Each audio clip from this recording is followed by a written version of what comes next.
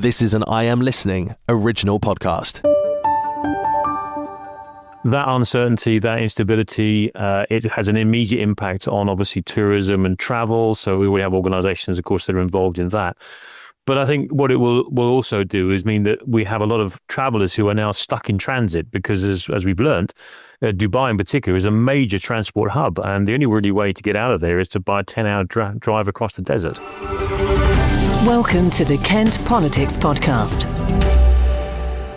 Hello and welcome to the Kent Politics Podcast. I'm Nikki White, Senior News Editor at the KM Media Group. And this week we look at a crucial upcoming by-election, how a previous podcast guest has found himself in hot water, yet more homes planned for one part of Kent, and how the Middle East conflict is affecting our county. The by-election date has been announced for the seat on Kent County Council, and it's April the 9th. This is being seen as a major test for how Reform UK have performed at County Hall since they won a landslide victory last May. The division up for grabs this time is at Cliftonville near Margate, and the by-election was called after former Reform UK member Daniel Taylor was jailed for 12 months for coercive behaviour towards his wife. Taylor had been elected with 40% of the vote as part of the Reform victory last May, when it took 57 of the 81 seats at County Hall. Interestingly, the Green Party, Conservatives and Labour all feel they have a chance. The Greens believe they can turn the contest into a local rerun of the Gorton and Denton parliamentary by-election, which it won convincingly with Reform in second spot. The Conservatives, who had around 20%, think the Tory brand is improving and Reform may struggle to get its vote out in numbers. Some big names are rumoured to be visiting the campaign trail, which started with former Green Party leader Caroline Lucas expected to kick the campaign off. 3 of the parties have announced their likely candidates for the election.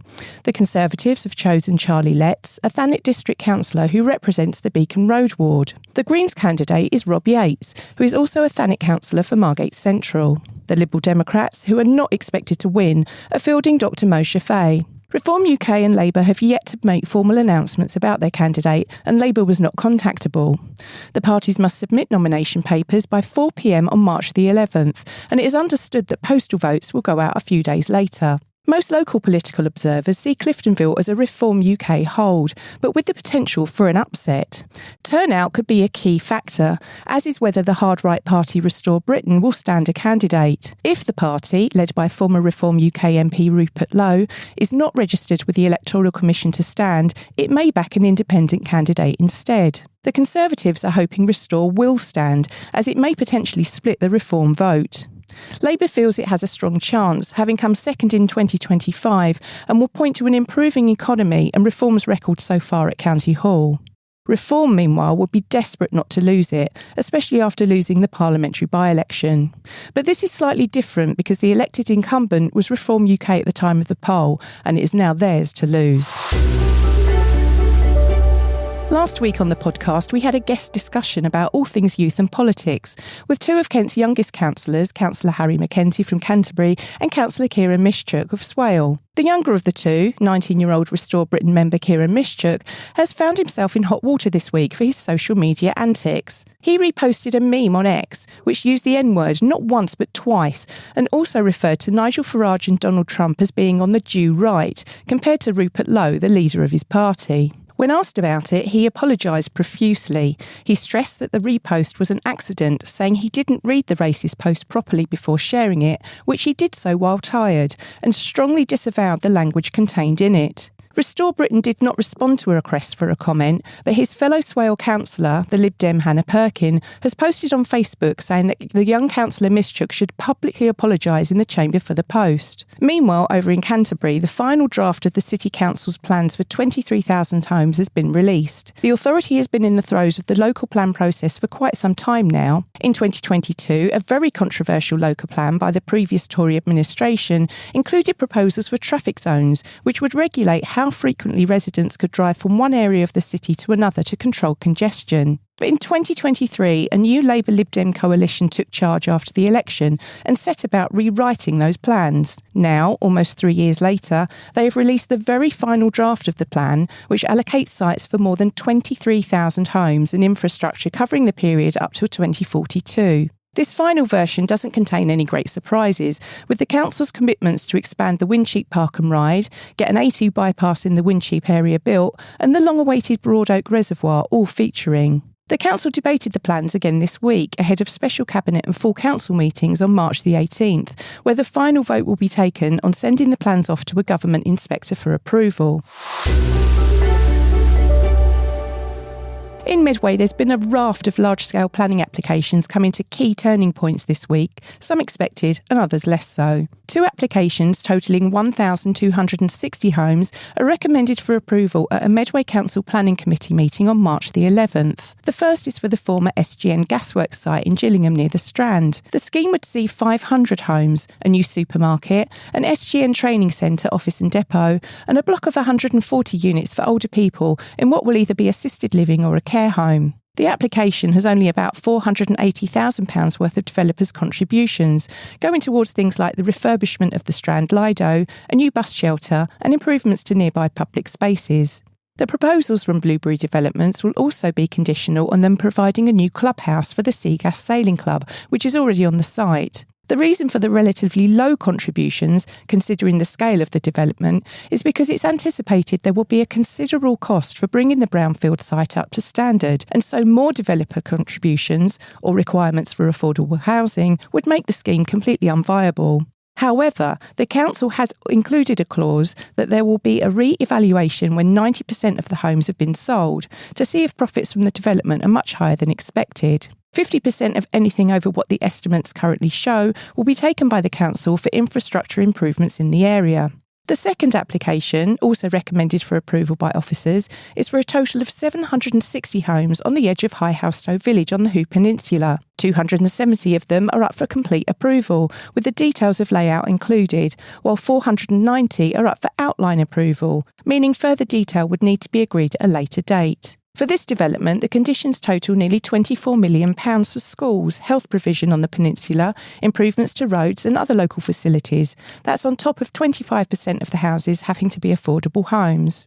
However, 2 applications have also moved on this week, with the developers behind proposals totalling 690 homes making appeals to the Planning Inspectorate on the grounds of non-determination. Taylor Wimpey, which applied for 450 homes on land near Hoo St Werburgh in October 2024, and Gladman Developments, which proposed 240 homes on an adjacent site in August 2023, have both said Medway Council is taking far too long to decide, and so they want inspectors to make the decision instead. Documents show both applications were supposed to have been considered at a planning meeting next month, with the Gladman Development Scheme reportedly recommended for approval. But sceptics claim the reason for the push to get the Planning Inspectorate involved is so the plans are approved before the new local plan comes into effect, with all the obligations it would mean for the developers. And finally, Homes England has submitted an application for up to 450 homes on the former Chattenden Barracks site after originally submitting a scoping opinion in March last year. The government's housing agency says it's looking to create a sustainable development on the land,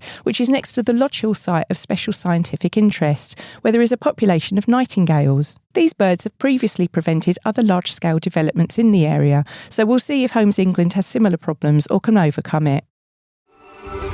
Is there a topic that you would like to be discussed on the Kent Politics podcast? Perhaps you've got a question for one of our panel, or you'd like to comment on a hot topic in local or national government. Get in touch by emailing or sending a voice note to kentpoliticspodcast@thekmgroup.co.uk.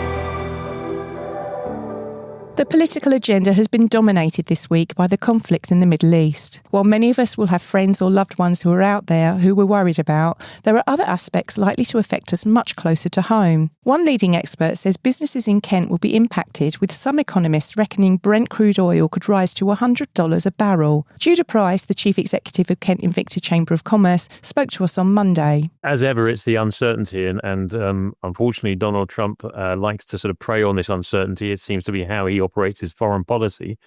But what that does for businesses, and those specifically here in Kent as well, is it causes uncertainty around supply chain and around energy costs, because of course a lot of oil comes from the Middle East, as the gas as well.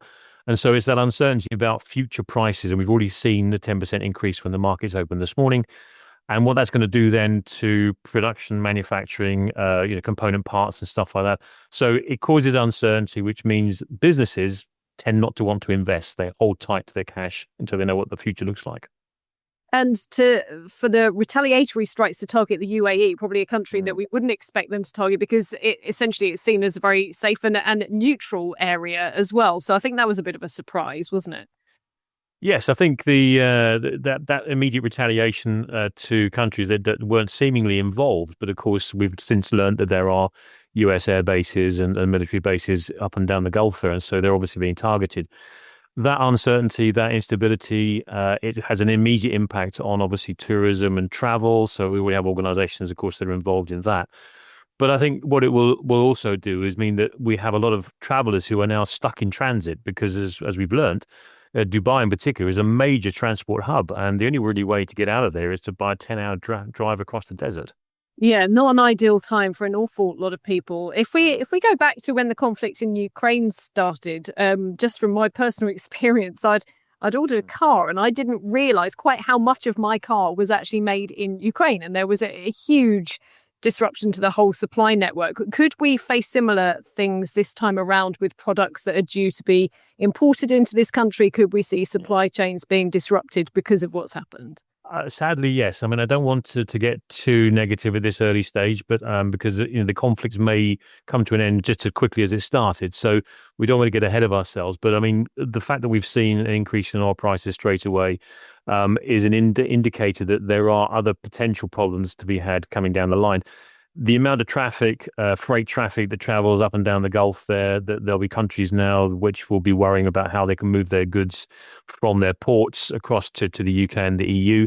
So yeah, that supply chain will suddenly start to sort of get log jammed and get compressed, because just from a pure basis, the ships have to go the long way around, and that suddenly adds another week to the journey, and of course that has a knock-on effect for assembly lines and production lines. So unfortunately, yes, there is a serious risk to this type of foreign policy intervention.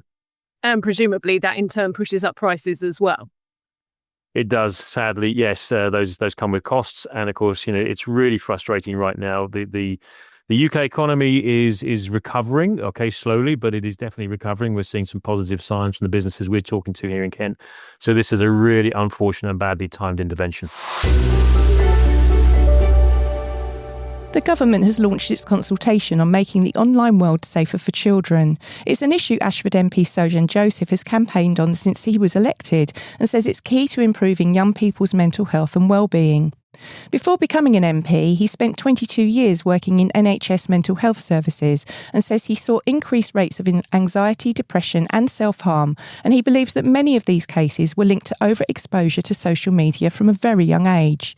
He's been telling us why this consultation is needed. We have seen a significant increase of mental health issues among young people in the last decade or so. So we cannot just say this is purely because of increased social media, screen time use, but definitely social media and increased screen time has an impact on this. A couple of things we've seen: lack of confidence in people, lack of patience, anxiety, depression.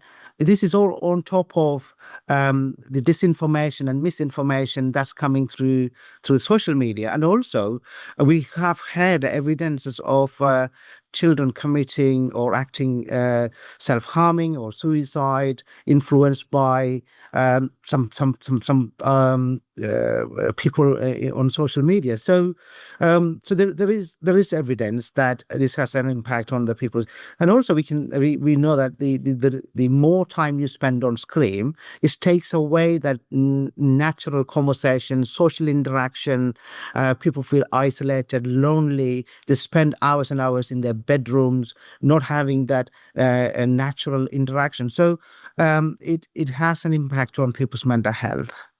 I'm not sure if you've probably seen it. There's a thing going around on social media at the moment. It's these school wars, and I think it was on TikTok. So children are sort of assigned a color, they're assigned a side, and they're expected to, basically go to war with each other. They get certain points for, if they beat somebody up or if they film an attack or things like that. I mean, surely things like this aren't helping children's mental health. I mean, have you? Is that something that you've seen? I'm not aware of any specific cases, but I have seen a similar kind of videos spreading in the social media.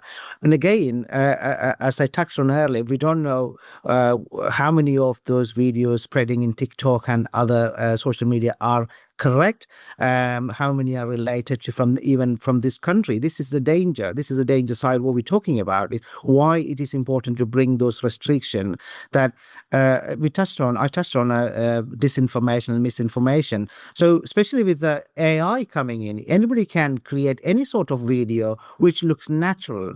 And we have seen people going on to AI chatbots to get advice, especially get advice on mental health, things like that. So this is why it is making important that we don't know what we're actually seeing on social media these days. So that's why this restriction is very important. And we also make sure that yes, Australia gone ahead and puts restriction on under 16. So we should look for evidences how successful it is. What is the outcome that's coming from Australia as well before we make any sort of decision in this country. That's why this consultation is very important.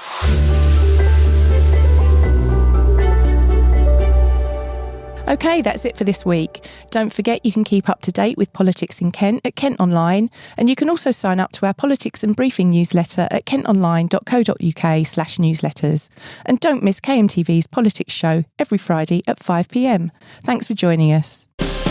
Thanks for listening to the Kent Politics Podcast. Don't forget to check out stories throughout the week on the politics page of Kent Online.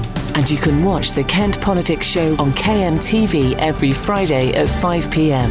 or on demand at kmtv.co.uk.